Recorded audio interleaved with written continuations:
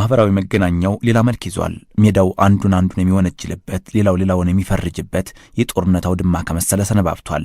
በዚህ ሰፈር አንዱ ሌላውን አይሰማም። ከዚህ የሚጮህ ጩኸት ለዚያኛው ሙዚቃ ሆኖ ነው የሚደመጠው። አንዱ የመሰለውን ይፖስታል፣ ሌላው የፈለገውን ሌባ ያሻውን ወንበዴና አሸባሪ ሲል ይሰይመዋል። በተለይም ከቅርብ ጊዜ ወዲህ አንድ የወንጀል ድርጊት ተፈጽሞ ከተገኘ ከተገባው በላይ በማራገብና በማቀጣጠል መርማሪውም ሕግ አውጪውም ሕግ ተርጓሚውም ውሳኔ ሰጪውም በዚህ በማህበራዊ መገናኛ ብዙሃን አውድማ ውስጥ ይሆናል። ስለ ድርጊቱ መረጃና ማስረጃ ሳይኖር ይህን ያደረገው ገሌ ነው፣ ይህን የፈጸመው እርሱ ሊሆን ይችላል በማለት የራስን ሐሳብና አመለካከት በማህበራዊ ሚዲያ እንደፈለጉ መለጠፉና ማንሸራሸሩ ጎልቶ ይታያል። ታዲያ የአይነቱ ስራ ፖሊስ የምርመራ ስራውን በነጻነት እንዳይሰራ ለፍትህ አሰጣጡም ትልቅ ችግር እንደሆነ የህግ ባለሙያዎች ይናገራሉ። በተለይ አሁን አንድን ነገር አንስቶ በሌላው ላይ መለጠፉ፣ ያለ ስም መስጠቱ፣ ግጭት ቀስቃሽና ጸብጫሪ ንግግሮችና ጽሑፎችን መልቀቁ በስፋት እየተከናወነ እንደሆነ በማንኛውም ፍርድ ቤት ጠበቃና አማካሪ ኪሮቤል ፍቅሬ ተናግረዋል። ሰዎች አንድ እውነትን ወንጀልም ይሁንም አይሁንም በጣም ባልተገባ መልኩ የማራገም ነገሮችን እናያለን። ይሄ በራሱ ለምሳሌ በፖሊስ ረገድ ቀድሞ ፍረጃ በመስጠት መስረጃዎች ወይም መረጃዎች እንዲጠፉ እድል ይሰጣል። ሁለተኛ ፖሊስ ወንጀሉ ባለው ደረጃና ወንጀሉ ሊመረመርና ሊታይ ወይም ደግሞ በሕግ ጥላ ስር መቅረብ ያለበት ሰው በሕግ ጥላ ስር ቀርቦ ጥፋት ከተገኘበት በጥፋቱ ልክ ሊቀጣ የሚያስችለውን መንገድ እንዲስትም ሊያደርገው ይችላል። አንድ ጊዜ ምንድነው ሰዎች በእኛ ሀገር የወንጀል ስርዓት ባጠፉት ልክና ለወንጀሉ መፈጸም መነሻ የሆነው የሀሳብ ክፍል ሊቀጣው በሚገባው የወንጀል ሕግ ድንጋጌ አግባብ መቀጣት ያለባቸው እጅግ በጣም በተጋነንና ከሀሳብ ክፍላቸው ውጪ ለማስተላለፍ ካሰቡት ሀሳብ ለማድረግ ካደረጉት ድርጊት ከዛ አውድ ውጪ በሆነ መልኩ የወንጀል ጥፋት ኃላፊነት በሚያሰጥ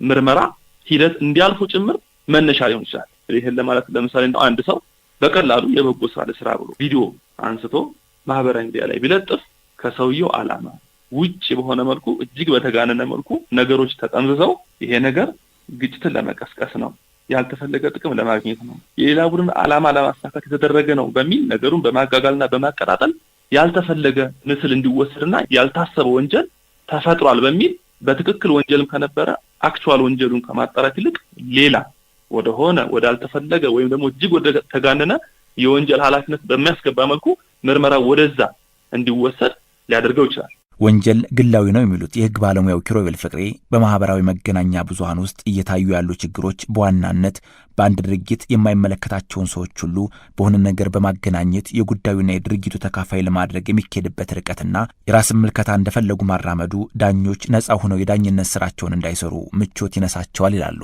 ምርመራ ማስፋትን አንድ ነገር ነው ወይም አንድ ግብ ነው።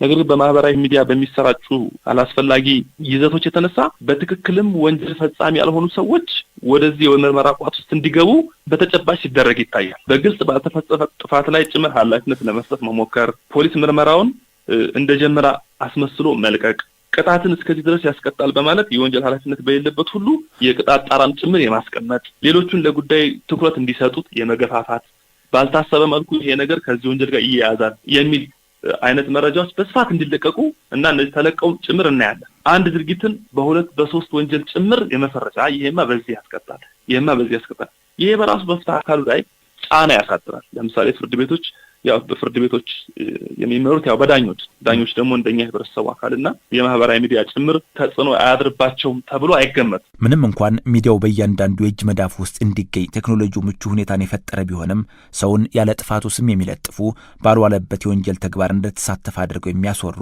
የፍትህ አካላትን የሚያሳስቱ ፖሊስ በነጻነት የምርመራ ስራውን እንዳይከውን የሚያደርጉ የወንጀል ተጠያቂነታቸው ምን ድረስ ነው ስንል ላቀረብነው ጥያቄ ጠበቃና አማካሪ ኪሮቤል ፍቅሬ ይህንን ብለዋል። የህግ ተጠያቂነትን በተመለከተ በማህበራዊ ድርጊቶች በማህበራዊ ሚዲያ የሚፈጸሙ በአደባባይ የሚፈጸሙ ለሶስተኛ ወገኖችም ይገለጹ በአንድም በሌላ መልኩ በወንጀል ህጉ በግልጽ ተጠያቂነቶች አሉ። ለምሳሌ የወንጀል ህጉ አንቀጽ 613 እና ተከታዮቹ ስለ ስም ማጥፋት የወንጀል ኃላፊነትና አፈጻጸም ድርጊቶች በትክክል በግልጽም ያስረዳሉ። ስለዚህ ማንኛውም ሰው የሌላውን ሰው ስም አጠፋ ከተባለ ነገሩ እውነት ቢሆንም የሌላውን ሰው ክብር ወይም መልካም ስም ለመውራት በማሰብ ሌላው ሰው እንዲህ ያለውን ስራ ሰርቷል፣ እንደዚህ ያለ ነገር አድርጓል፣ እንደዚህ ያለ መጥፎ ነገር አለበት በማለት ለሶስተኛ ወገን ያስታወቀውን የገለጸ በመደበኛ ህጉ ስም ማጥፋት ወንጀል ተከሶ ጥፋተኛ ሊባል ይችላል። ሌላው በፍርድ መሰረት ጥፋተኝነት የተረጋገጠበትን ወይም በአግባቡ የተቀጣበትን ይቅርታ ወይም ምህረት ያገኘበትንም ወንጀል ጭምር ጠቅሶ ይሄ እንዲህ ነበር እንደዚህ ነበር በማለት ለሶስተኛ ወገን ማሳወቅ ጭምር በስም ማጥፋት ወንጀል ያስከሳል።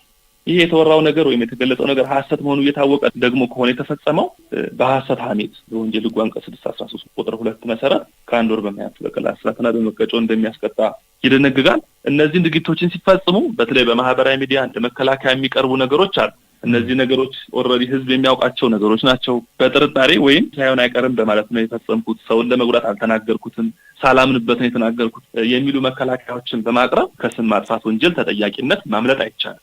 ምናልባት አሁን ነገሩ እውነት ከሆነና በሌላ ሰው ስም ማጥፋት ዓላማ የሌለው ነገር ከሆነ ወይም ለህዝብ ጥቅም ተብሎ ወይም ለሞራላዊ ዓላማ በሚል ከሆነ ተጠያቂነት ላይኖር ይችላል። ነገር ግን ድርጊቱ የሐሰት ከሆነ የህዝብ ጥቅምን እንደ መከላከያ በመጥቀስ ግን ከወንጀል ኃላፊነት ወይም ቅጣት ማምለጥ አይቻልም። የማህበራዊ ሚዲያ አጠቃቀም ኃላፊነት ሊኖረውና ሁሉም ተጠቃሚ እርሱ በሚያራምደው በሚለጥፈው የተሳሳተ መረጃ ንጹሐን እንደሚጎዱ በህግ መጠየቅ የሚገባቸውም ነጻ የሚሆኑበትን አጋጣሚ እንደሚያበዛው መገንዘብና በተለይም ብዙ ተከታይ ያላቸው ግለሰቦች አስተውሎት የታከለበት አሰራር መከተል እንዳለባቸው ኪሮቤል ፍቅሬ ያሳስበዋል።